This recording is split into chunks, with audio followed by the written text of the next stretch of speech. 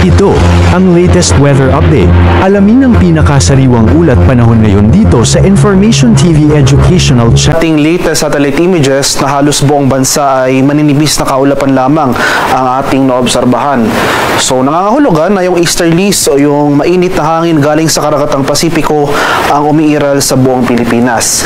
Kaya for the next 24 hours, magpapatuloy itong generally fair weather sa buong bansa maliban na lamang sa mga tsansa ng isolated rain showers or thunderstorms, lalong-lalo na dito sa silangang bahagi ng Pilipinas. At sa kasalukuyan, wala pa naman tayo monitor na low pressure area o anumang sama ng panahon na maaring maging bagyo sa mga susunod na araw. At para naman sa magiging lagay ng ating panahon ngayong araw dito sa Luzon. So for Metro Manila and the rest of Luzon, magpapatuloy itong generally maaliwalas sa panahon ngayong araw. Bagyo maulap hanggang sa maulap na papawirin. Sasamahan lamang yan ng mga biglaan at panandaliang pag-ulan na dulot ng thunderstorms, especially nga dito sa eastern section. Maximum temperature forecast para sa luwag ngayong araw, posibleng umabot ng 32 degrees Celsius.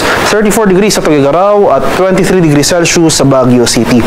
Maximum temperature forecast for Metro Manila, posibleng umabot ng 32 degrees Celsius. 30 degrees sa Tagaytay at 32 degrees Celsius sa area ng Legazpi. Para naman sa Palawan, Visayas at sa Mindanao, ngayong madaling araw, nakapagtala tayo ng early morning thunderstorm activity dito sa ilang areas ng Eastern Visayas. So panandalian lamang yung mga pag-ulan na ito pero may kalakasan. Pero hindi natin ito inaasahan na magtatagal ng buong araw. So for Palawan, Visayas and Mindanao, for today, magpapatuloy rin itong generally fair weather conditions. Mainit at maalinsang ang panahon simula ngayong umaga hanggang sa tanghali.